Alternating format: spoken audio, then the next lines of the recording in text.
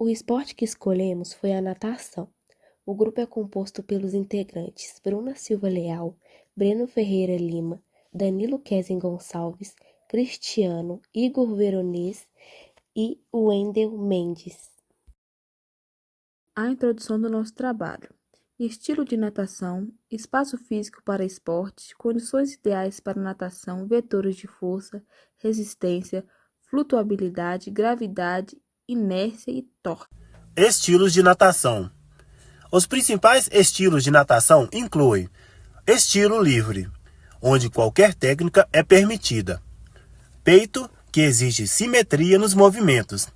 Nado costas, onde o nadador usa movimentos alternados.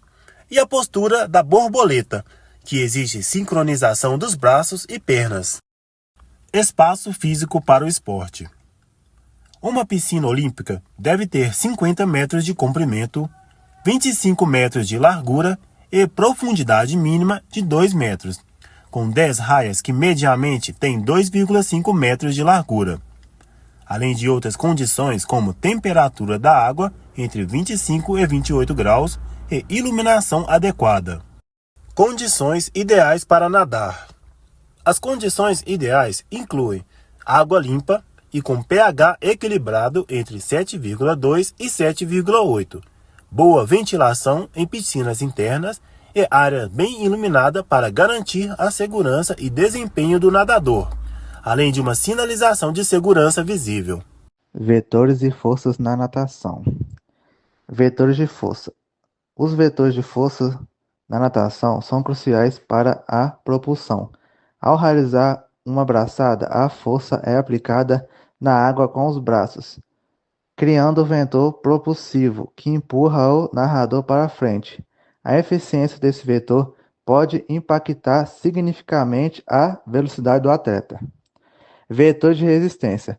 Os vetores de resistência são forças que atuam contra o movimento do nadador. Quanto menor a resistência, maior a velocidade.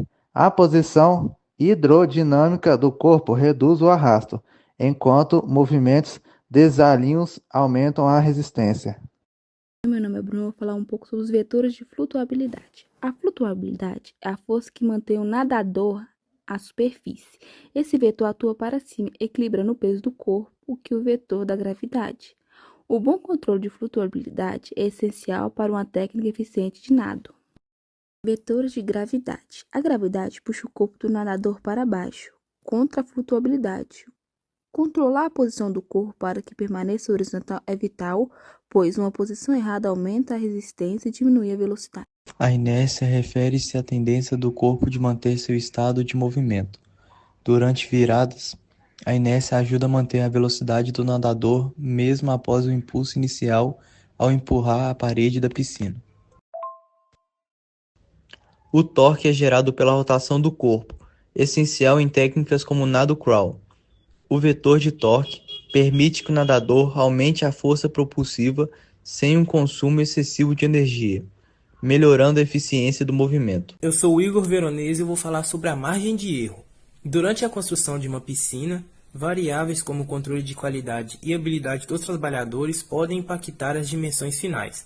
A Federação Internacional de Natação, FINA, define margens de erros aceitáveis que não devem exceder as tolerâncias específicas para as piscinas olímpicas. E agora eu vou falar sobre a pressão suportada. Pressão hidrostática é calculada pela fórmula P igual a altura vezes a densidade vezes a gravidade. Por exemplo, no caso de uma piscina com 15 cm de altura, a pressão suportada é de 0,15 kg força centímetros quadrados, exigindo um vidro temperado adequado. Bom dia, gente. Meu nome é Danilo. Eu vou falar um pouquinho sobre o nosso projeto, né? O nosso projeto é sobre a natação. Vou explicar sobre os materiais que a gente usou. A gente usou um vidro temperado, tá? Ele tem 50 centímetros por 25 e 15 centímetros de altura. A gente usou o isopor, né? Aqui são uns materiais também de plástico. Isso aqui é isopor.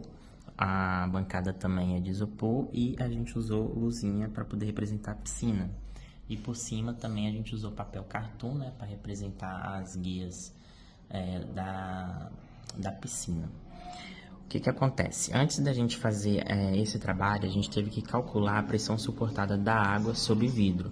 Então a gente descobriu que o vidro temperado ele é mais resistente à pressão e também a gente teve que calcular a espessura do vidro.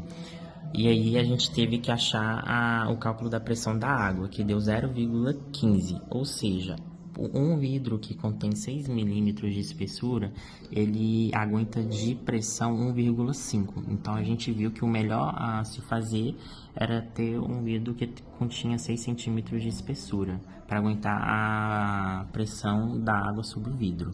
A gente usou silicone também para poder vedar, né, e para não vazar.